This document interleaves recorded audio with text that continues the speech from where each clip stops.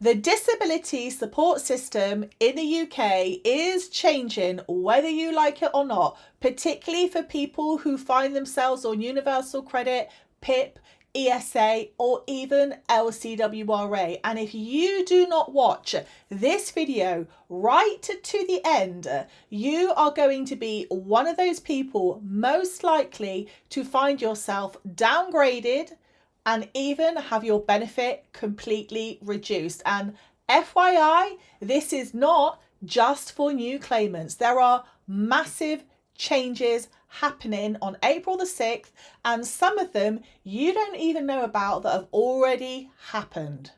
Now, why do I know so much about this? Because I am an official insider. I used to work for DWP before I sued them single-handedly for unlawful harassment and failure to make reasonable adjustments. I like to make sure that people with health conditions and disabilities get what they're entitled to and are given the right information so they can start building a pathway in life that suits them better. And because I know there is so much BS on the internet, here is an official email from when I used to work at DWP thanking me for all of the training that I had done, specifically around self-employment for work coaches and team leaders, to make sure that they were properly assessing claims for self-employed disabled people or people with health conditions so that they were not put at a disadvantage and had the minimum income floor levied upon them.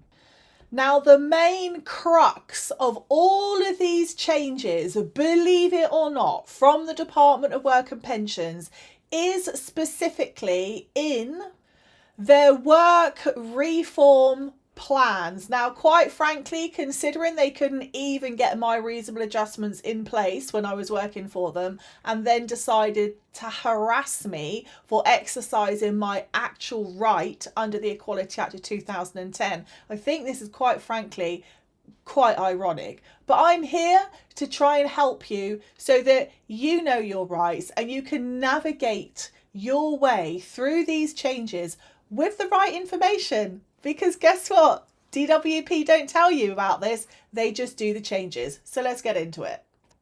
So DWP and the government have decided that people who are currently unwell, people who cannot work, people that have health conditions that limit what they can do should, however, be working, which is why they want to downgrade people from limited capability for work and no work related activity, as we can see here with the LCWRA abbreviation, to the next level, the lower level, which is limited capability for work.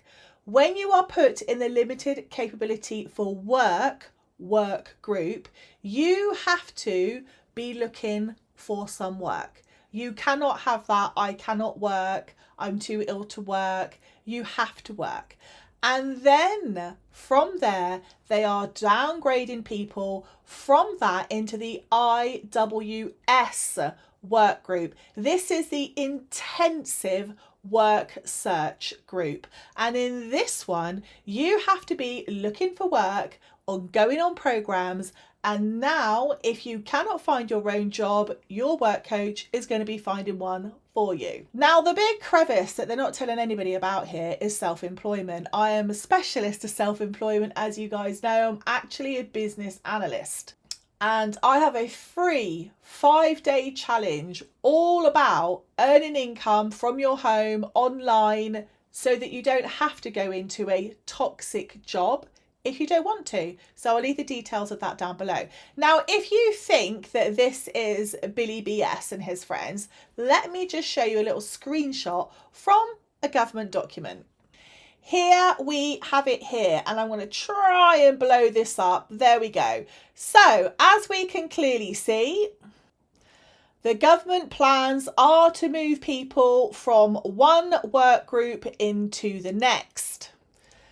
And they want to do it from year to year to year, meaning that each year these numbers go up. Now, this was just a very rough estimate, but basically it's growing quite a lot.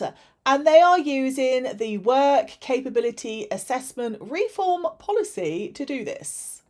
Now, if you're thinking, but Ali, I'm not in the LCWA group, I'm in the LCWRA group. Well, they're going to be downgrading you. And for the people in the comments that go, this is scaremongering, this is information from the government's data. The government's data. There have been announcements that on April the 6th, if you are in the LCWRA category and you are a new claimant or you have a change of circumstances that will remove your transitional protection, you will be getting precisely 50% less of what you're currently getting. So instead of getting £420-ish a month, LCWRA additional benefit, you will only get 210. This is not fiction, it is fact. A fact very much illustrated yet again here by the government's own information. And as you can see here, it clearly says moved from LCWRA to LCW. And you're probably asking, but Ali, how are they going to do that? And they are doing it by not removing descriptors, because that wasn't very popular, was it? They have amended descriptors. But lots of you, particularly people that just love to copy my content, you're looking in the wrong place, because the descriptors have not been amended on the PIP descriptors. They have been amended within the Universal Credit Act itself. And I did say this about 4 months ago, but I don't think many of you were listening. So you need to go and watch this playlist here where we go through it all bit by bit. So if you're on Universal Credit, that is going to be very important to you. Because the next piece of the puzzle is it's not just how your condition affects you, it's actually what your condition is. So fluctuating conditions are going to have the eye of the DWP scrutiny all over it, inside and out. You know, this is the answer to a lot of that, don't you? And by the way, there's going to be a lovely little disability evidencing course coming for those people that have bought this on my website, because preparation, like everything, is the key to success. Now, not only is it the people with chronic conditions, not only is it going to be the people with fluctuating conditions that are going to be affected, fibromyalgia, ADHD that might not be as prevalent or intense every single day, for example, but it's also people that don't have an actual diagnosis. So currently you can apply for PIP, and you can even apply for things like access to work without a proper diagnosis. That is all about to change. Now, why is this super important? And I'm going to tell you exactly why. Because the work capability assessment that is currently being used to assess people for limited capability for work and no work related activity and limited capability for work is going to be completely scrapped. It's not going to be adjusted. It's going to be completely removed. And the problem with that is that it means that if you have a health condition, you're going to have to have a proper diagnosis in order to get an element of a health payment, not only within the health element of universal credit, but also for PIP claims. Now, I personally think that that is quite a problem for a lot of people. A lot of people have health conditions where they can't leave the house, or they can't leave the house very easily, or even travelling can be a big problem, either because of a physical disability or a mental health disability or a neurological disability. So, as we can see here from Leighton Lewis, they've had their PIP denied again because they believe Capita completely falsified the PA4 form. When you are having a face-to-face assessment, you are, a lot of you, relying on the assessor writing everything down correctly as you say it. That's not what they do. They listen to your information, they look at the boxes and what they've got to complete on their form, and they put in their interpretation of what you've said to them in alignment to the questions that they're being asked. That's why I'm a big fan of having it done online or even on the phone, because of course you can record it and evidence it later on. You can't do that very easily in a face-to-face appointment. Well, of course, I most definitely would be able to, but you guys probably would not be as ballsy as me. And I say that with respect, because at the end of the day, if someone with health conditions or disabilities is having to fight this much for the honest truth of how their disability affects them, then I'm telling you, I'm going to turn myself into the warrior that nobody wants to take on. Because struggling every single day with your disability and health conditions is enough. You should not be made to beg, borrow and steal just to get through the month.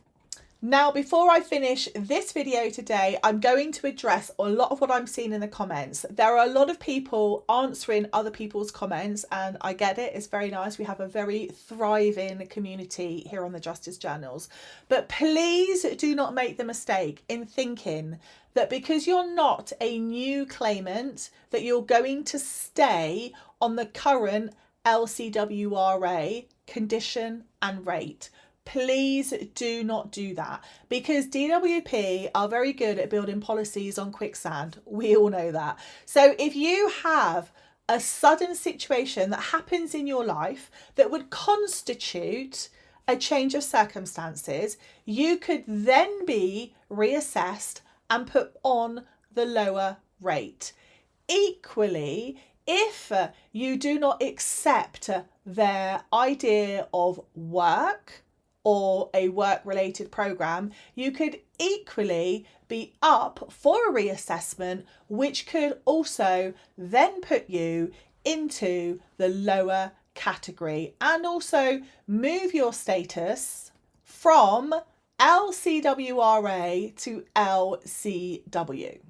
Now, if you want me to do a video about what all of those things could be, what could be the things or the factors that they would constitute a change of circumstance that would disrupt all of that categorization and those particular payment amounts, then let me know in the comments. Now, I don't want anyone to panic, okay? Because I know lots of you are going to panic, but I have been where you guys are. I was fired after I took legal action against DWP. I found myself unwell, disabled, on benefits, and within 12 months, I was able to turn my situation around. One of the reasons why is because I refuse to be defeated by dishonesty and wrongness. It's just something that my mother installed in me, and it just brings out my warrior-ess vibe and action and mindset. I don't know what it is, but it is just the biggest way to get the most stubborn reaction from me, where I will not give up, is if you lie to me, lie about me, or try and steal from me. And one of those things, I would say, has helped me develop a very good skill set of being able to turn whatever happens to me into a way that I can monetize it. And I've helped many disabled people do this. I've helped many carers do this. I've helped many neurodivergent people do this. Even people with autism and semi-blindness, I have helped do this. So do not let all of these changes make you think that you cannot go forward and you can't have a much better life, because you can. And I have a completely free 5-day challenge online where you can join in and learn some different things that I've done to change my situation. So maybe you could do the same for yourself too. It's free. You can just come along and try, and it might give you some other options than having to live on 300 quid a month, because let's be honest, that is not even going to keep the wolf from the door. Anyway, love you all, and I will see you in the next video.